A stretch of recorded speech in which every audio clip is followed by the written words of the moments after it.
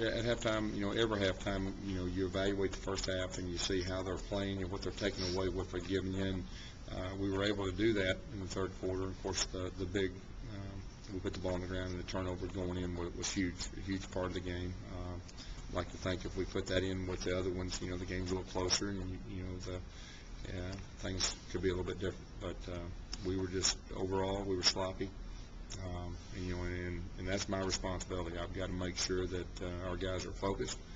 I've got to make sure that our guys are ready to play and we protect that football. That's the number one thing.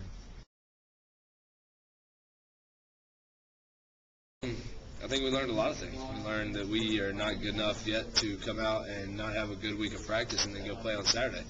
I think we learned that our focus level has to be at a maximum all week, whether it be a walkthrough on Friday or a walkthrough on Saturday morning in the hotel, whether it be on the bus ride to the plane. It doesn't matter. It's got to be 100% focused all the time, and we have to come out and we have to perform as good as we can on offense, and just make sure that we take control of the things that we can control in a game.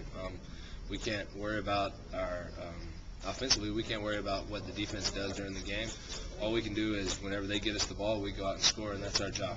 And I think if we all focus and do our job, just like Coach Chisholm said, focusing and doing your job and what your role on the team is, if everyone does their job, then we'll be fine.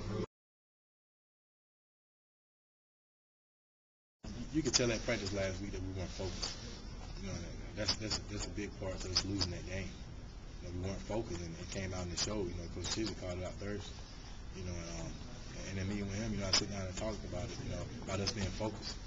And he called it out, so I felt that I needed to go up and talk to him. And tell him, that I'm gonna be that guy to step up. And make sure we're focused week in and week out, because we don't want to go through that again. So what are you gonna do? I mean, I'm gonna be in people's face. Anything I have to do to help this team win.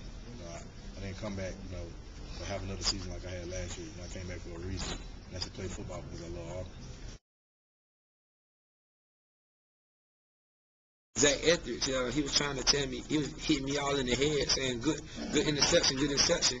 And I was crying, I was like screaming on the ground, and he was jumping all over me. I was telling him back up, back up, back up. But he just, basically he told me to get off the ground, don't let him see you hurt. And I appreciate everything he had done, because I was going to lay on that ground for a while. I was talking to him throughout the whole second half, just basically telling him, you got to forget it. You in a perfect position. You just got to make a play on the ball. It wasn't no bad, as we watched him, it wasn't him doing anything bad technique or nothing. He just didn't play the ball because he just didn't trust himself because it got into his head. And it was just basically him being nervous. But that was just a good lesson for him.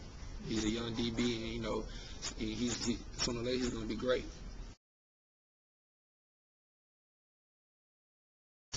Players got to get downhill. We got to get downhill and make more plays. And I think we've been missing a lot of tackles. Last week we missed an awful lot of tackles there.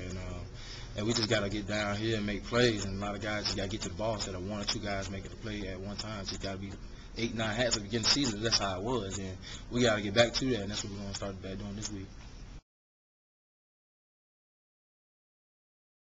Set the edge and everybody get a push-up field. You push them back in the backfield and set an edge where they can't get outside, and just go ahead and feed me the ball. I don't care. I take, I get a couple tackles. It don't matter. Just as long as you set an edge and get a push from your D-line upfield and linebackers fill them holes, ain't no way a Wildcat should work. A lot of times Wildcats just get outside because there's nobody setting the edge. Nobody's getting that field outside, or especially inside, nobody's getting the push, or linebackers ain't getting across and filling the gaps or something like that. And that's what we're going to do this week, and force them to, go somewhere else and try to make plays instead of the Wildcat, because that's what we're going to have to do.